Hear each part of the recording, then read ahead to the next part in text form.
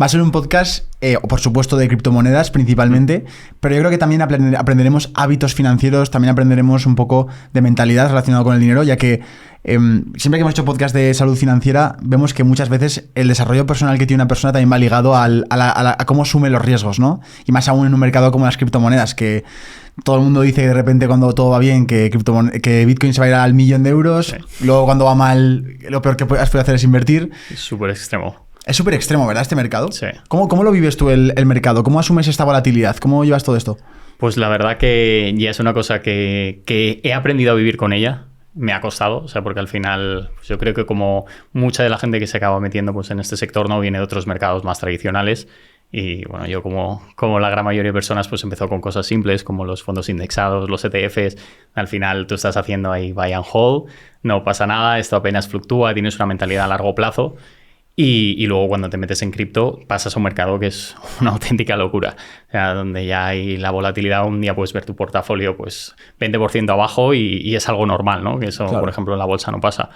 Y nada, al final un poco con los años te acabas acostumbrando, ¿no? Pero a mí dentro de todo este tiempo que llevo en cripto, sí que he vivido como distintas fases, ¿no? En las que, joder, te afecta mucho pues a nivel emocional, ¿no? De saber manejar eso, ¿no? Porque tienes que estar como preparado para decir, sí, si estoy en un mercado en el que puedo ganar mucho dinero, también tengo que estar preparado para perder mucho dinero, ¿no? O para eso, levantarme un día y si quiero tener retornos brutales, por así decir, técnicamente corto plazo, también en corto plazo puedo perderlo prácticamente todo, ¿no? Y la verdad que es complicado de gestionar, ¿no? Al final te acabas haciendo a ello. Yo creo que también es un mercado más joven que otros mercados y claro, por lo tanto la gente tiene que aprender sobre la marcha y yo creo que es un proceso, ¿no? Que al final los que sobrevivimos, porque es mejor llamarlo así, ¿no? A esto, pues vamos adaptándonos y vamos aprendiendo de ello. ¿En qué momento dirías que se encuentra ahora mismo el mercado de las criptomonedas? Porque se habla de todo, se habla que ahora se viene la de Dios, pero ¿en qué momento se encuentra también? ¿Por qué? Es decir, ¿qué razones nos das para analizar qué es ese momento? Pues ahora mismo diría que está en un momento, por así decir, terreno sin explorar, ¿no? Es un momento nuevo, ¿no? Porque al final el mercado de las criptomonedas, ¿no? En especial está marcado por los ciclos de Bitcoin cada 4 años con el halving. Y sí que es cierto que durante todos sus halvings Bitcoin había seguido pues más o menos como unos ciclos bastante marcados. Pero este ciclo está siendo totalmente distinto. Ya sabéis que no, el año pasado, pues con la aprobación de los ETFs, hubo una inyección brutal de inversión institucional. Claro. Y de repente, pues antes del halving, ¿no? Pues consiguió romper máximos históricos por primera vez en toda su historia, ¿no? Antes de seguir, ¿halving es que limitan los Bitcoin o qué era exactamente? Sí, es que cada 4 años se limita pues, la producción de Bitcoin, por así decirlo, ¿no? De una manera fácil explicada, a la mitad, ¿no? O sea, vale, se produce la mitad de Bitcoin, ¿no? Cada vez que se minan. Y claro, se produce, ¿no? Esta es la primera vez que se produce un máximo histórico antes del halving. ¿Qué es lo que pasa? Pues que toda esta inyección que hubo de dinero y esta subida tan brutal que vivimos el año pasado, a marzo, abril 2024, estaba inyectado por el dinero institucional. Y claro, normalmente lo que suele pasar, ¿no? Es pues si tenemos pues como distintas fases, tienes ahí las ballenas, tal, y luego pues viene y se vuelca el sector retail, que al final es ya lo que suele disparar y pues, cuando lloves por todos lados, ¿no? En las noticias y en todo el mundo, tus amigos, todo el mundo te empieza a hablar de criptomonedas. Y esta vez ha sido como una subida que, por así decir, un poquito más artificial. Luego es cierto que después, cuando salió Trump elegido en las elecciones, vimos también como otro pequeño impulso que tampoco duró mucho. Al final fue otro pequeño rally, ¿no? Que llegamos a los 100.000, tal, pero en enero ya cuando tomó el cargo, a partir de ahí se fue pues un poco desinflando, luego ahora parece que ha vuelto a subir, pero al final, más allá de Bitcoin, no hemos visto tampoco mucho movimiento en otras criptomonedas. Y sí que todo muy ligado, ¿no? al movimiento institucional, ¿no? Y es un poco lo que veo ahora, ¿no? O sea, que estamos en un terreno nuevo, totalmente sin explorar, donde va a estar marcado totalmente por las regulaciones, por las instituciones, ¿no? O sea, todo lo que vaya a pasar por tener pues, un ETF en los Estados Unidos, criptomonedas, ¿no? Que puedan ser acogidas a nivel bancario. Todo eso pues va a tener un mayor crecimiento. Vamos a opinar de muchas cosas, no solo del futuro de Bitcoin y hacia dónde va a llegar, sino también otras criptomonedas alternativas, cómo valorarlas. Hay una cosa que tú estás muy especializado, que es en la preventa, que eso es muy interesante también y creo que no lo hemos mencionado en ningún episodio de Tengo un Plan. Pero antes de nada, ¿quién es Hugo? ¿Quién es esta persona que tenemos delante? ¿Y qué tenemos que entender de tu vida para poder entender al Hugo de hoy en día? Pues a ver por dónde empiezo, ¿no? Pues bueno, soy Hugo Boto, ¿no? Nacido en Madrid. Bueno, al final no sé ni por dónde empezar, ¿no? Pero si bueno. quieres hacemos una cosa. Sí. ¿Cómo era el Hugo adolescente? ¿Qué tipo de rasgos de personalidad tenía? ¿Que se han visto que te han beneficiado en tu vida en el futuro o que te han frenado en ciertos casos? Es decir, ¿cómo era ese Hugo de 14, 15, 16 años? ¿Y qué tiene que ver ese Hugo con el Hugo de ahora? Bueno, pues ha habido una evolución brutal, ¿no? Porque es cierto que, o sea, yo soy el típico caso, ¿no? de fracaso escolar. O sea, yo desde bien pequeñito, o sea, he sido una persona que pues todo lo que era el sistema educativo tradicional, yo me sentaba en clase y no entendía, pero, o sea, te estoy hablando a lo mejor ya desde que tenía 10, 11 o 12 años. O sea, no que ya con 16 me vuelva un vago porque quiera salir de fiesta o otra cosa, ¿no? Sino que desde bien pequeñito era como, me sentaba ahí en clase y no entendía, ¿no? Digo, joder, ¿por qué me tengo que estudiar y aprender todo esto de memoria si ya está en un libro, ¿no? O sea, yo ya razonaba así de pequeño.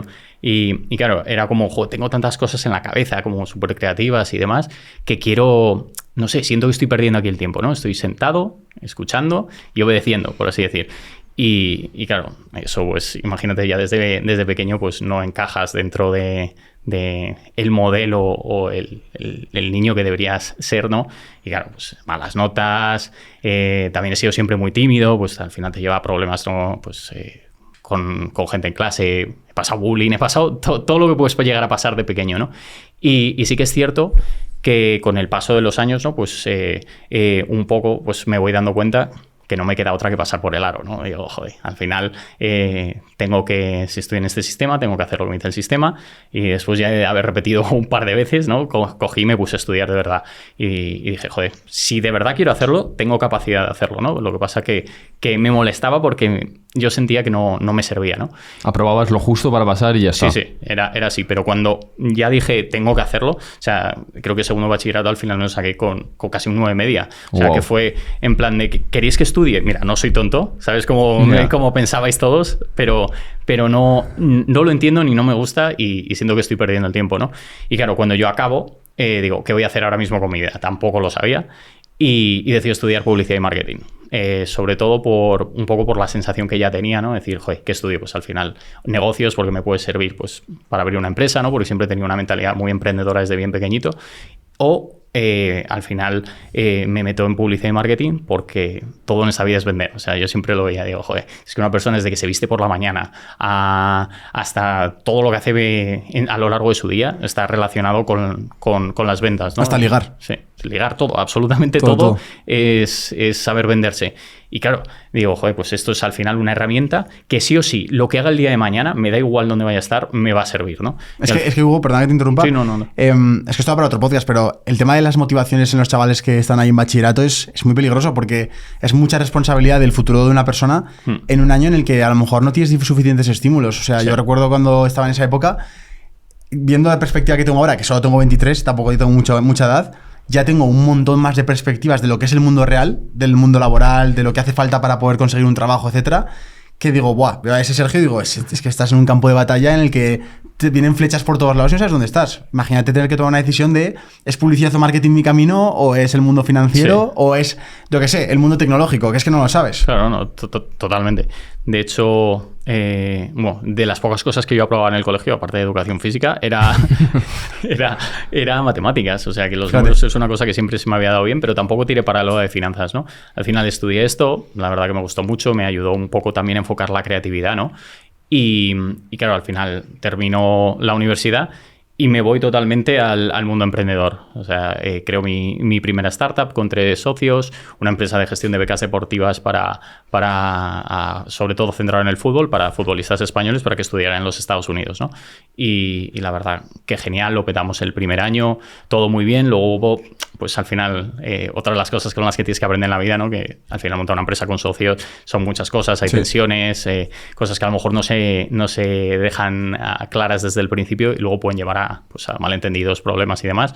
Así que al final fue un proyecto brutal porque me abrió el camino a trabajar dentro pues, de una incubadora en Madrid, de una incubadora aceleradora de startups.